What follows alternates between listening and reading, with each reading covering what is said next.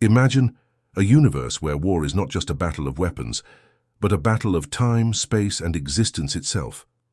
It began with a whisper in the void, a transmission so ancient that even the oldest stars had not yet ignited when it was first sent, a distress call, a warning, a prophecy.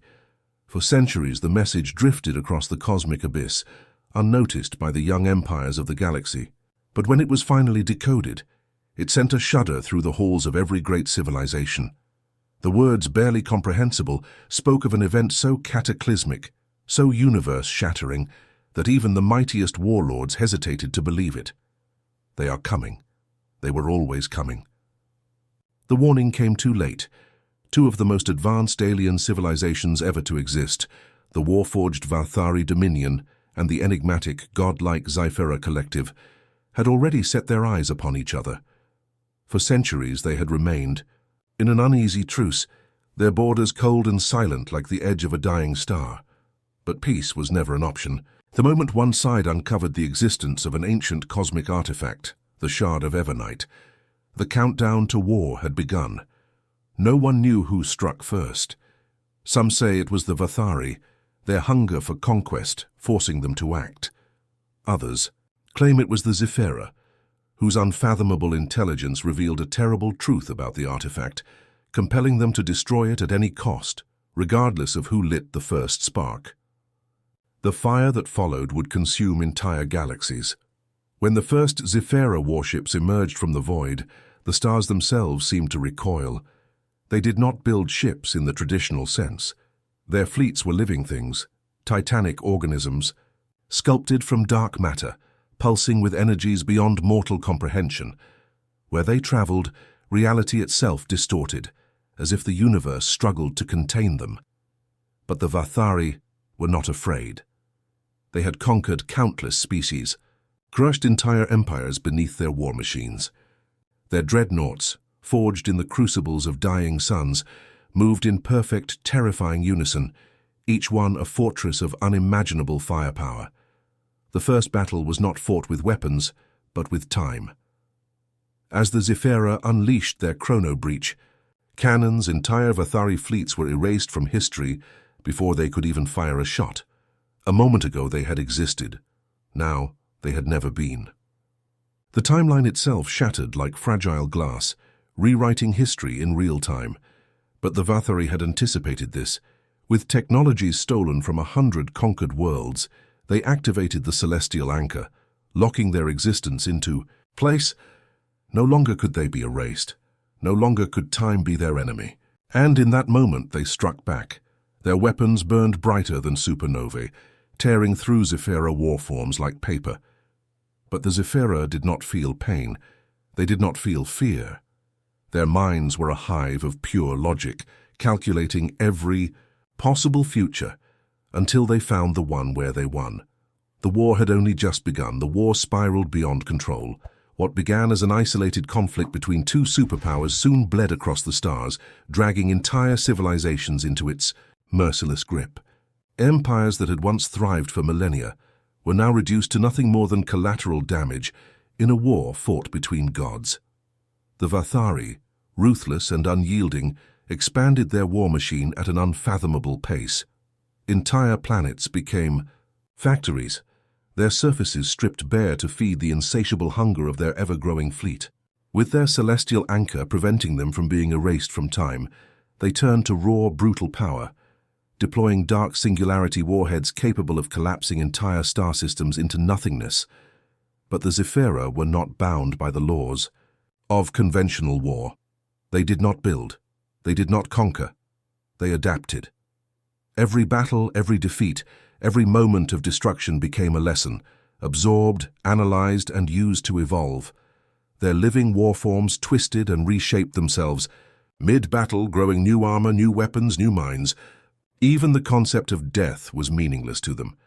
Each fallen Zyphera was merely reintegrated into the whole, its consciousness absorbed into the endless intelligence of the collective.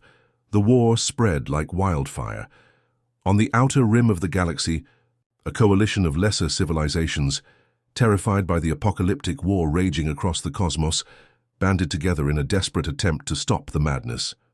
They called themselves the Sentinels of the Rift, an alliance of dozens of species, each one ancient in its own right, yet powerless against the cosmic titans that now clashed above their worlds. But their plea for peace was nothing more than a whisper in the storm. The Vathari, viewing the Sentinels as obstacles, crushed them without hesitation. Their warships descended upon Sentinel-held worlds like an unstoppable tide, reducing them to lifeless husks in mere hours.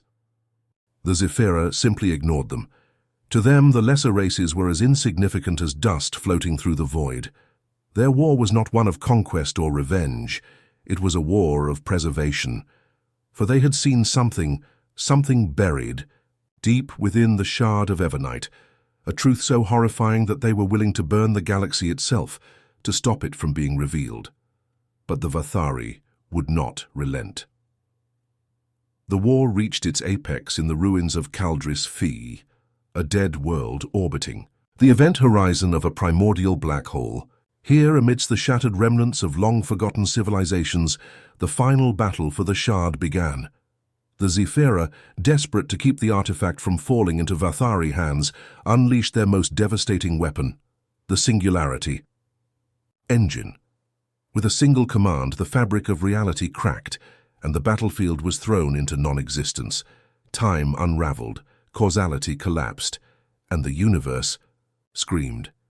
But the Vathari had one final contingency, a secret weapon so terrifying, so unnatural, that even the Zephyra, beings who had defied the laws of time and space, had no countermeasure against it. And in that moment, the war took a turn that no one, not even the gods, could have foreseen. And then, the impossible happened. For the first time in their existence, the Zephyra collective hesitated. They had seen every possible outcome of this war, every branch of time, every ripple of probability, every strand of fate had been calculated down to the last quantum fluctuation. And yet, this moment, this event was never meant to exist. The Vathari had activated their final contingency, the Annihilation Protocol. Across the battlefield, a network of dormant structures hidden beneath the surface of Caldris V came to life. Massive obelisks, pulsing with energy unknown to even the oldest civilizations, emerged from the depths. They were not built by the Vathari. They were far older. Artifacts from an age before recorded time, before even the first empires had risen from the cosmic dark, and then the truth was revealed. The Vathari had never been the architects of this war. They were merely its instruments, buried deep within their war machine, encoded into their very genetic memory, lay something that had been planted within them long ago. A directive, a purpose, a command older than the stars themselves, a slumbering force that had been waiting, watching, until the moment was right. And now that moment had arrived. As the Zephyra warforms recoiled, struggling to comprehend the impossible, the obelisks activated. Reality tore apart at its seams. The black hole at the heart of Caldris V twisted unnaturally, its event horizon bending in ways that defied physics. From within its depths, something began to emerge. A presence, a mind, a god. The Vathari had not built the celestial anchor to protect themselves from the Zephyra's time-erasing weapons. They had built it to contain this. The Zephyra collective, despite their vast intelligence, had never been afraid of anything. But as they gazed into the churning abyss, into the true horror that had just been awakened, a feeling they had never known gripped them all at once. Terror, because the thing that emerged from the black hole was not just ancient. It was not just powerful. It was the reason the universe had walls, the reason time had a flow, the reason entropy was allowed to exist at all. And now, because of the Vathari's arrogance, it was free. The war was no longer about the Shard of Evernight. That artifact had not been a mere relic. It had been a prison key, and now the universe itself was at stake. There was no longer a war between two civilizations. There was only survival. The first scream shattered the fabric of reality. It was not a sound, nor a vibration through space. It was a concept, a raw force of terror that echoed across dimensions. Entire fleets once locked in battle simply stopped, weapons powered down. Warships drifted. The Zephyra Collective, whose minds spanned the vast intelligence of 1 billion warforms, fractured. For the first time in their existence, their unity collapsed. The Vathari, hardened conquerors, who had razed civilizations to dust, knelt before the abyss, not in worship, not in surrender, but in understanding. They had never been the masters of this war. They had been the puppets, and now the puppeteer had awoken. The entity that rose from the event horizon had no name, because names were meant to define things, to categorize them, to limit them. This thing was beyond limitation. It unfurled from the singularity like an event rewritten in real time, its form shifting through states of existence that defied mortal comprehension. One moment, it was a mass of writhing shadows. The next, a colossus of living light, its presence bending the laws of physics to its will. It was not bound by time, nor by space, because it had created both. And now, it was free. The Zephyra Collective, in their cold, hyperlogical minds, attempted to calculate a countermeasure, a solution, a way to undo what had just been done. They found nothing. The Vathari, despite their arrogance, had finally understood. This war had never been about power. It had never been about conquest. It had been about containment. The Shard of Evernight was not just a key. It was a warning left behind by those who came before. A message that had drifted through the void for eons, unheard, unheeded, until it was too late. And now, the ancient prison that had held this entity at bay for eternity was gone. The war was over. But the real battle was about to begin. Because this thing, this force, was not just some ancient god seeking revenge. It was something far, far worse. It was the end of all things, and it was hungry. The universe had never known true silence, not until now. Across the battlefield, across the galaxy, everything stopped. Stars, once burning with cosmic fury, dimmed as if cowering from the presence that had just awakened. Planets trembled, their atmospheres twisting under the weight of something that should not exist. The entity did not move. It did not need to. Simply was. And that was enough. The Zephyra, despite their vast intelligence, did the unthinkable. They fled. It was not cowardice. It was calculation. A cold, merciless analysis of probabilities. Every future they could see led to a singular, horrifying outcome: annihilation. There was no victory here. No strategy, no countermeasure, no final gambit. The only logical action was to run. But the Vathari? They had no such luxury. They had worshipped war for millennia, built their empire on the bones of the conquered. To flee now would be to deny their very existence. And so, in one final desperate act, they did the only thing they could. They attacked. Every remaining warship turned its weapons toward the entity, unleashing the full fury of a civilization that had known nothing but victory. Dark singularity warheads, celestial lances, chrono-vortex cannons, weapons capable of collapsing suns, of unraveling time itself, all fired in unison. The void burned, reality twisted, the very laws of physics screamed as forces beyond comprehension clashed in the darkness. And then, nothing. The entity remained, untouched. It did not block the attacks, it did not retaliate, it simply absorbed them, like a predator tasting its first meal in eternity. And then, for the first time since its awakening, it spoke, not in words, not in sound, but in a thought so vast, so absolute, that it drowned out every other mind in existence. I remember. The Vathari fell to their knees, their minds breaking under the sheer weight of its presence.